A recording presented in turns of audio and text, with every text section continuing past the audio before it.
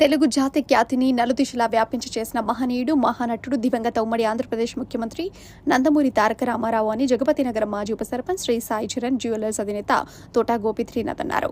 ఎన్టీఆర్ 102వ జయంతి వేడుకలను పురస్కరించుకుని కాకినాడ జిల్లా మండల కేంద్రమైన కిర్లంపూడిలో తోట గోపి కుటుంబ సభ్యుల ఆధ్వర్యంలో జయంతి వేడుకలను నిర్వహించారు. ఈ సందర్భంగా వారు మాట్లాడుతూ ప్రతి ఏడు తమ కుటుంబ సభ్యుల ఆధ్వర్యంలో ఎన్టీఆర్ పుట్టినరోజు వేడుకలు జరుపుకోవడం జరుగుతుందన్నారు. సినీ నటుడుగా తెలుగు జాతి ప్రజలకు మంచి పేరు ప్రఖ్యాతులు తీసుకురావడమే కాకుండా తెలుగుదేశం పార్టీ స్థాపించి అనేక సంక్షేమ పథకాలు ప్రవేశపెట్టి ఉమ్మడి ఆంధ్రప్రదేశ్ రాష్ట్ర ప్రజల గుండెల్లో చిరస్థాయిగా నిలిచిపోయారన్నారు.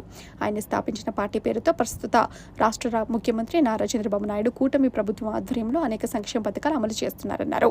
ప్రభుత్వం అమలు చేస్తున్న పథకాలను ప్రజల్లోకి తీసుకువెళ్లవలసిన బాధ్యత కార్యకర్తలు తీసుకోవాలన్నారు. అనంతరం గోపి కుటుంబ సభ్యురాలు మాదిరెడ్డి వాణి విజయలక్ష్మి చేతుల కేక్ కట్ చేసి ఎన్టీఆర్ జయంతి వేడుకలు నిర్వహించారు. ఈ కార్యక్రమంలో గోపి కుటుంబ సభ్యులు తోట మోహిని, మాదిరెడ్డి రూపాదేవి, కోకాచరణ్, మాదిరెడ్డి సాయితరులతో పాటు కోడెల నల్లభై, ఆలుబాబులు, గౌతు చిన్న, లోకోజు కోటి, పోతుల శివాజీ, దాడి గోవిందు, కర్ణం శ్రీను, ఏలూరి వీరబాబు, ఎన్టీఆర్ అభిమానులు, టీడీపీ నాయకులు పలువురు పాల్గొన్నారు.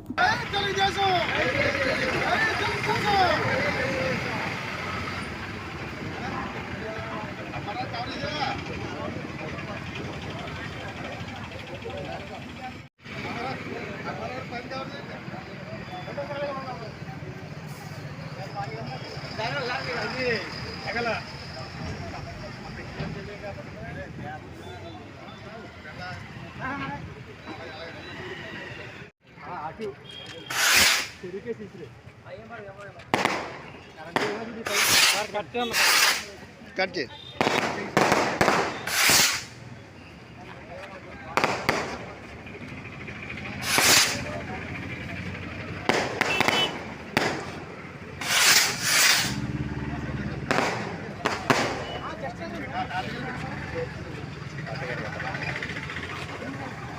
అలా పైకి ఎక్కమ్మా, పైకి ఎక్కి పెట్టు.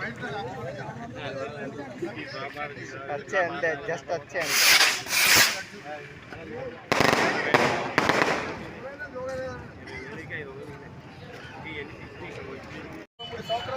23 సంవత్సరాలు అధికారంలో ఉంటే అధికారంలో ఉంటే కూటమి ప్రభుత్వం కింద అధికారంలో ఉన్నది. అంతేకాకుండా ఆయన జెండాని కాపాడవలసిన బాధ్యత ప్రతి తెలుగు ప్రజలది అని చెప్పేసి తెలుగుదేశం కార్యకర్తలే కాదు, తెలుగు ప్రజలు అందరూ కూడా ఆ పార్టీ ఈ పార్టీ అని లేకుండా అందరూ కూడా తెలుగు రాష్ట్ర ప్రజలు యొక్క మనోభావాలు, తెలుగు రాష్ట్రం యొక్క తెలుగు ప్రజల యొక్క కీర్తి దేశ విదేశాల్లో కూడా ఎంతో గొప్పగా మొన్న జరిగింది, మనం చూసాం. కాబట్టి ఈ తెలుగుదేశం పార్టీ ఔరపించడం అంటే నందమూరి తారక రామారావుని మళ్ళీ మనం బతికించుకున్నట్టే లెక్క.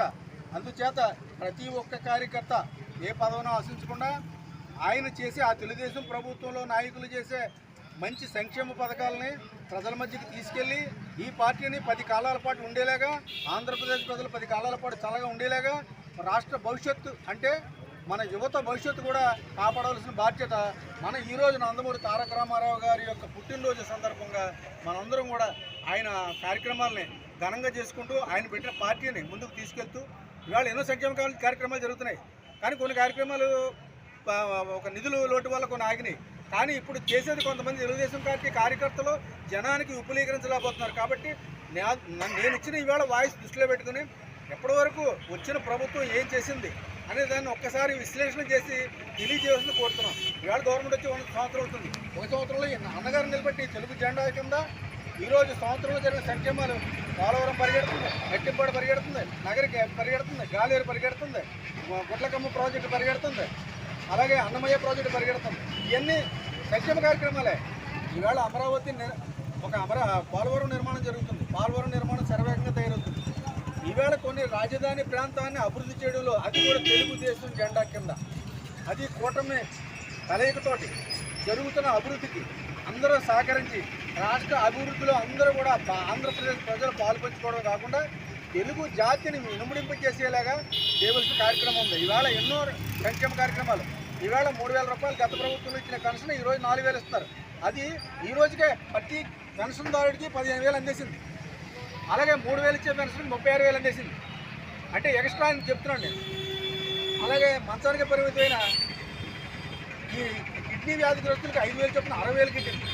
ఈ లెక్కను చూస్తే రాష్ట్ర ప్రభుత్వం 5 సంవత్సరాల్లో ఓన్లీ పెన్షన్దారులకు ఇచ్చేదే 3,90,000 కోట్లు అవుతుంది. ఇది ఇంకా చేయవలసిన కార్యక్రమాలు రేపు రాబోయే దానిలో తల్లికి బంధం, రైతు శుద్ధిగా, విడో పెన్షన్లు 1 లక్ష, నెక్స్ట్ వచ్చి ఫ్రీ బస్సు, ఇవన్నీ కూడా వస్తున్నాయి. అదన్నీ కూడా నేను చెప్పడానికి కారణం ఏంటంటే మా నాన్నగారు నందమూరి తారక రామారావు గారి జెండా కింద జరిగే సంక్షేమ కార్యక్రమాలు కాబట్టి ఈరోజు ఆయన పుట్టినరోజు సందర్భంగా ఘనంగా చెప్పుకోవాలనేటువంటి సంతోషంతో నేను ఈ వేళ విషయాన్ని చెప్పగలుగుతున్నాను.